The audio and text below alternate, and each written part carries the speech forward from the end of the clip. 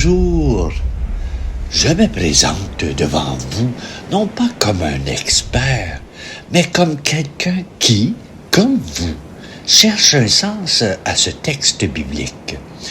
Et je voudrais partager ma réflexion avec ce texte de Jean, chapitre 1, versets 29 à 34.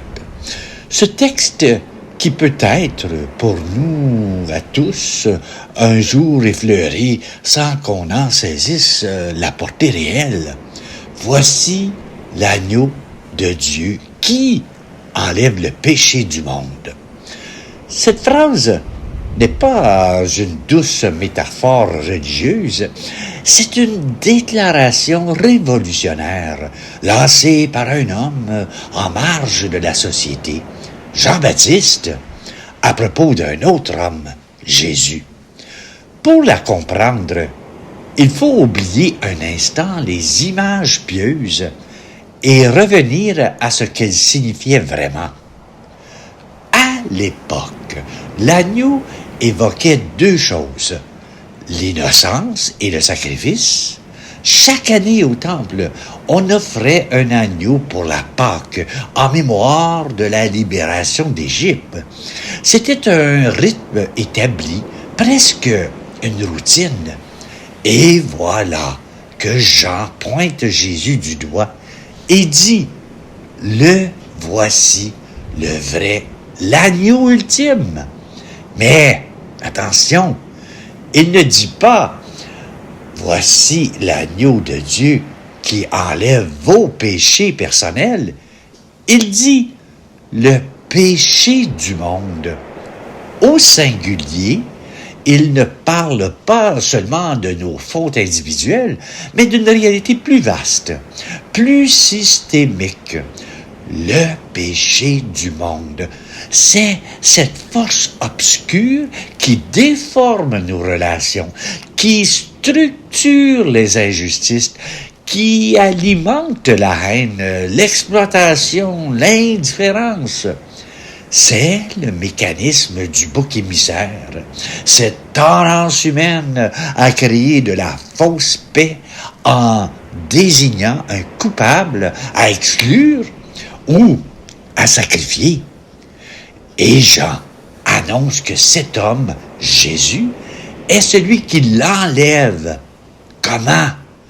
Non pas par la puissance, mais en se plaçant lui-même à la place de l'agneau et se laissant prendre dans la machine à exclure, à juger, à sacrifier, en subissant la violence sans la rendre et en la désarmant de l'intérieur par le pardon.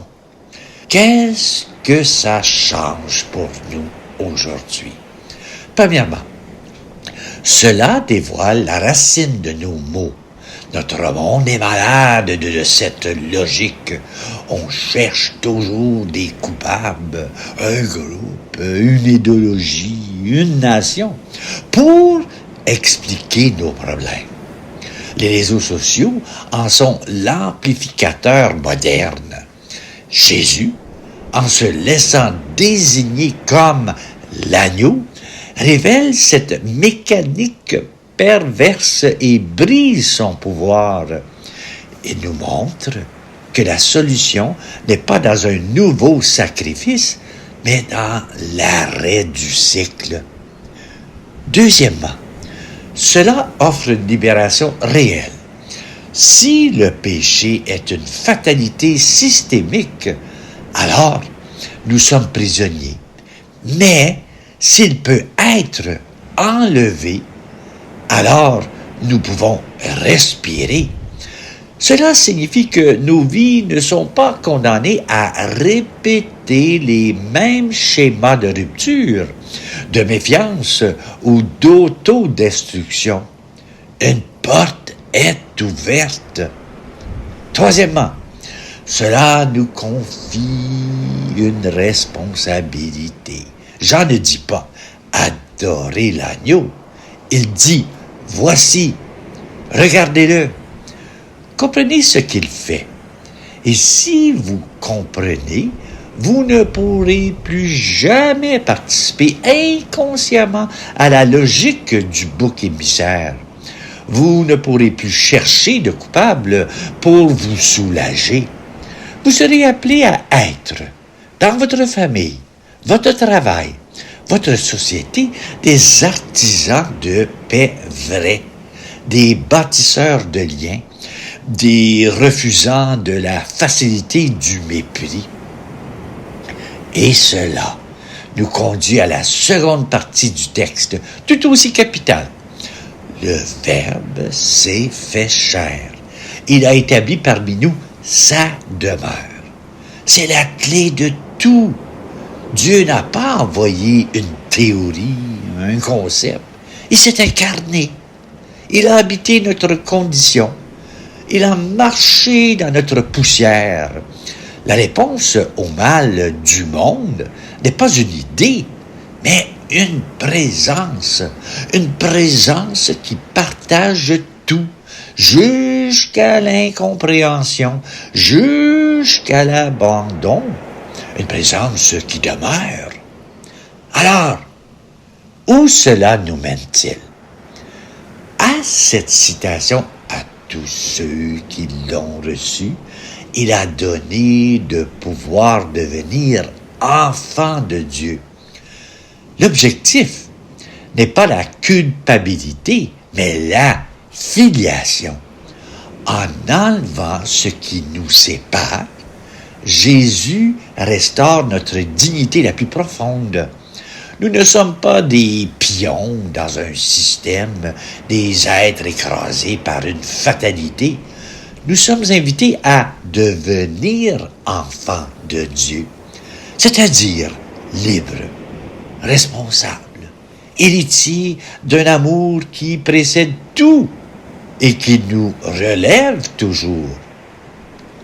Pour bien saisir la profondeur de ce texte, un éclairage exégétique est nécessaire. L'exégèse nous montre que l'évangéliste Jean construit cette scène comme une clé de lecture théologique.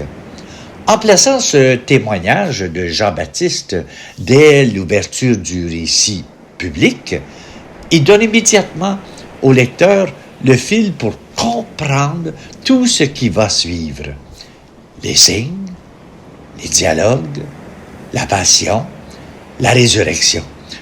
Le titre « Agneau de Dieu » condense à lui seul plusieurs grilles de lecture de l'Ancien Testament, l'agneau pascal de la libération en Exode 12, le serviteur souffrant d'Isaïe qui, comme un agneau conduit à l'abattoir, porte les fautes de tous en Isaïe chapitre 53, et l'agneau vainqueur de l'Apocalypse. Jésus est présenté dès l'abord comme celui qui accomplit et dépasse tous les sacrifices en offrant sa propre vie. Mais Jean ne s'arrête pas à ce titre. Il l'articule avec deux autres révélations essentielles. Jésus est celui qui baptise dans l'Esprit Saint, verset 33 du texte. Et enfin, le Fils de Dieu, verset 34 du texte. L'exégèse souligne cette progression. L'agneau qui porte le péché du monde accomplit son œuvre pour nous donner l'Esprit et nous faire accéder à la filiation de Dieu. La structure même du passage, avec le double « Je ne le connais pas » de Jean-Baptiste, insiste sur le fait que cette identité de Jésus ne peut être découverte que par une révélation d'en haut. Et c'est cette lecture qui ouvre notre présent. Comprendre Jésus comme l'agneau qui prend sur lui la violence du monde n'est pas un dogme abstrait, c'est une clé qui transforme notre regard sur nos combats pour la justice, la vérité et la paix. Ces engagements ne sont plus alors un effort naïf ou désespéré, mais une participation à une œuvre de rédemption déjà à l'œuvre. Elle nous permet de traverser les épreuves, non en victime écrasée, mais en témoin de celui qui a déjà porté le poids ultime pour nous en soulager. Voilà le cœur de ce texte. Ce n'est pas une pièce de musée, c'est un manifeste pour une humanité nouvelle. Une humanité qui, ayant vu en Jésus l'agneau de Dieu, se sacrifier à lui-même par amour pour briser l'engrenage du mal, apprend à son tour à refuser de sacrifier l'autre. Et cet amour-là, fondé sur une révélation profonde et une libération réelle, n'a rien de naïf. C'est la force la plus subversive et la plus crédible qui soit. En lien avec cette réflexion, je vous ai composé une prière. Elle est pour toi. Et la voici. Devant l'immensité blanche et le silence froid, où la mer porte les glaces comme un lampardon, je vois le poids du monde, morceau après morceau, flotter sur l'eau profonde sous le regard du temps. Comme ces glaces, lourdes de siècles accumulés, notre humanité porte ses fractures, ses fêlures, le froid des cœurs, l'indifférence qui a tout givré. Ce péché qui nous dépasse structure nos ruptures.